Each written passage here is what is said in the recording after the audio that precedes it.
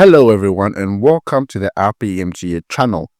I was there at my one corner thinking about how to grow my YouTube channel when I had a call from Kekele Bakner telling me he had an EV for a day and wanted me to come and check it out. And that's exactly what I did. However, we had an interesting conversation afterwards. My very good friend here. His YouTube channel is Kekele Bakner, and he's the one who is inviting me to have a look at this amazing car. I'm really happy to have him on the channel. So go check him out. In silence and without pollution. You can rev without any pollution and everyone is happy. Charlie, what again do you want? We need pollution, you see, because if we don't produce the CO2, the trees will die. You are breathing it. As you are breathing, you are producing. No, the trees will die. We need to give them more. There were trees before cars came. Yeah. They were fine. No. The trees. We have to think about the trees. You see, we the ice people, we are thinking about trees. We are thinking about making sure that they get more to breathe. Ice people, they are only. Let me tell you people. See, ice people, their only thing, right, is that charging. You use 30 minutes to charge. No. But meanwhile, that's even dying out. Right. No, very soon it's going to be 5 minutes, 2 minutes, 1 minute. We are not, the truth of it, I'm not speaking for all ice people, but the truth of the matter is that we don't really care about the charging. We are all about the excitement, the vibrations, the feedback. You don't get all that in this one. This one is a good drive. Trust me, I am enjoying myself. I'm having a good time here. But with the ice, you get that feedback. You get that vibration, that tingling feeling. Like the mechanic. We have to get them. Because this is... I get what you're saying. Yeah, we don't get them. What we grew up in. So it's we don't get them in this. This is too smooth. This is too smooth for people too who grew quiet. Up with that. Yeah. We want the... You're disturbing the whole neighborhood. Yes. We don't understand why you should be sleeping whilst we are not sleeping. We are like babies, you see. And we like the fact that we are like babies in that regard.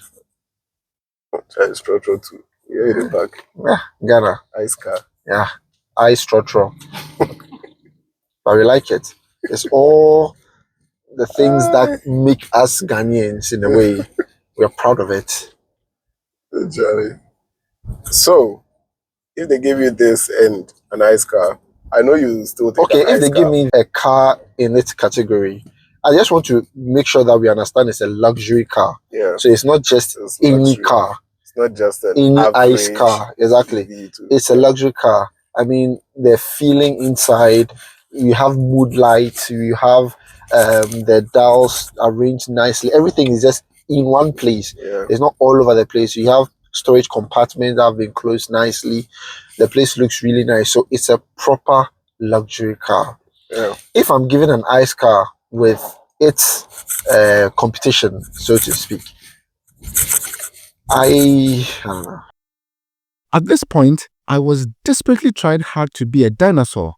Make no mistake, EVs are good in a solution to some problems. I have no problems with EVs and I particularly enjoyed this one. I think I may still go for ice. For now. I was also like that. I think I'll still go for ice. Until I saw that, nah. You see, the thing is that, yes, so for the EVs, people are still warming up to it. And the EV company, the big car companies like Lamborghini and Ferrari and Porsche and all these people are warming up to it by making hybrids. Yes, some of them have made full electric vehicles they are testing with. But I don't know, till that time comes when we can get some sort of we can get some sort of confidence in them. I think that the ice is the way to go. See, I think the best person to make a decision would be someone who has not driven ICE and an EV before. That would be the best. I think the argument is not really based on the car, but what the two different options do for us. For ICE engines, that's what we've grown with all this while. We have learned to make them efficient in a way. We've learned to make them better to drive. We've learned to do that. That is not a lie. So we are kind of comfortable with them. Oh, that's the cool way. That's my favorite car. So we are kind of comfortable with them and we are confident in the cars. No two ways about it. For EVs, it's like, yeah, they're telling us a lot of things. But the truth is, do you know the kind of pollution we have to do to even produce the batteries? See, this was one of the myths I broke down earlier today. That what? Yes, we use a lot to produce the batteries. Yes. And we still use a lot to produce the engines and an ICE car. No, no, comparatively. And if you even want to compare it over the lifetime, it's not even. I mean, as the engine is driving, it's polluting. But once it's produced, once the battery is produced, you have clean driving throughout. So if you want to go into the details of how they are produced, gas emissions, it has to go through. If you want to go through all that right now, so we may not be able to, because the truth of the matter is that want to compare that to the lifetime. Because the truth of the matter is that producing something like an engine, producing something like an engine, just a normal car engine block, you wouldn't. There's no pollution. You're just cutting metal. That's it. I'm telling you, you're just cutting metals. You are doing a lot. No, if you look at how the lathe machine works, or the machine they used to cut or casting, it's not basically the same. You are using lots of energy. You are using and energy. Even when you finish producing, you are still going to pollute, because the older it gets, the more pollution it's even going to add to the environment. You are using energy to produce, but not energy throwing out there into the environment. That's what I'm trying to make you understand. It's not in the environment, because I am cutting a block or I am casting. Would you want to do it once, or you want to continue to pollute throughout? So it will shock you that, so for a car like the hypercar, you know, the P1 and those cars, the gas they produce is actually fewer than some of the other engines that were of old. What I'm trying to say is, with time, we have learned to make things better. With time. Yes, maybe before we were making engines that were big and were crazy and it didn't make sense. We have developed the engine in a way that is now quite efficient. Obviously, if you say we are going head to head with just the finished product, right, we will not stand a chance in terms of how clean this car is. But with time, we've learned to make it efficient in the way we cut. So that's what I was explaining, how the lathe machine works in cutting, right? So they are pouring water into the cutting process to cool. Okay, so we are not producing any gas. We are just cutting. It's power, obviously. We need power to do everything. So it's just power. And that's not what we are looking at. We are not looking at power. We are looking at the environment. We are looking at the gases that come into the system, the environment. And you see, the funny thing is that we need things that are ICE related to even do these sorts of things. Yeah, no problem. Petroleum stuff.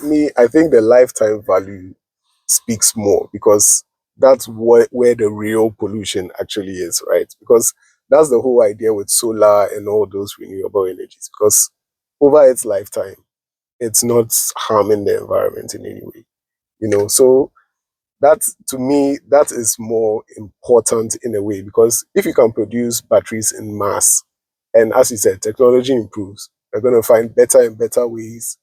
I heard there's even they've even stopped using lithium. They have a sodium battery also.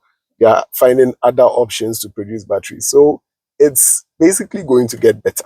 That's the thing. This is the very beginning. As you said, it's like the infancy stage. We're now finding things out, and it's just going to get better and better and better from here onwards. Yeah. Very soon, it will become a norm.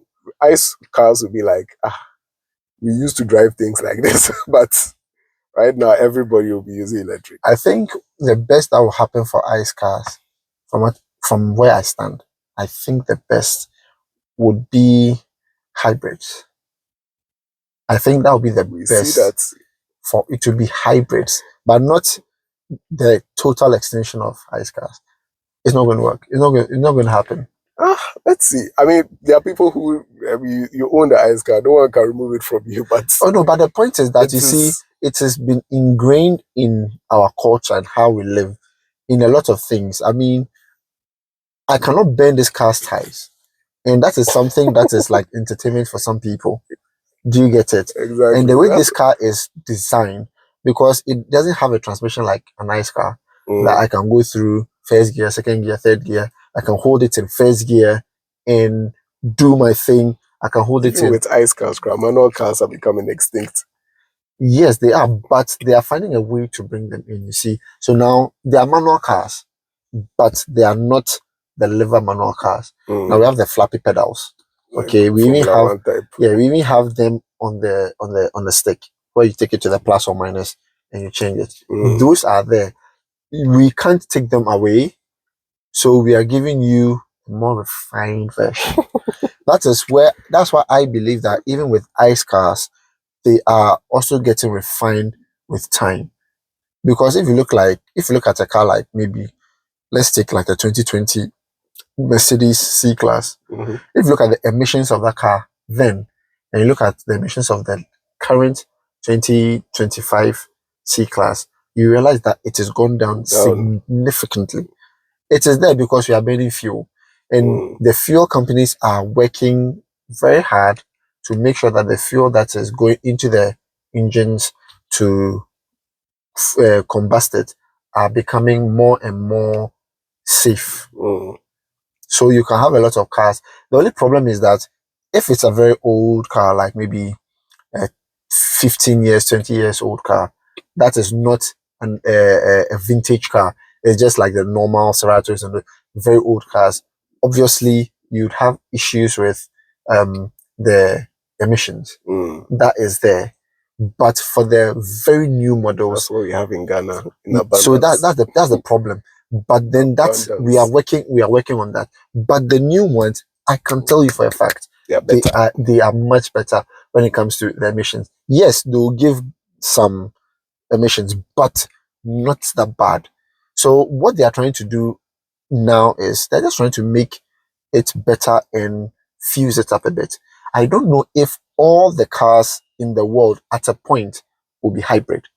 We may get there, but they will try to bring ICE cars to a point whereby you can still enjoy the best of both. It's pretty much like Avengers. You see Hawk when he transforms, he's just mad smash everywhere. But after the blip, right, he just realized that he has to take the good of both worlds and merge it, and he became the sensible Hawk with just one form, and he looked more like a human. He still had the strength. Cars entered Avengers.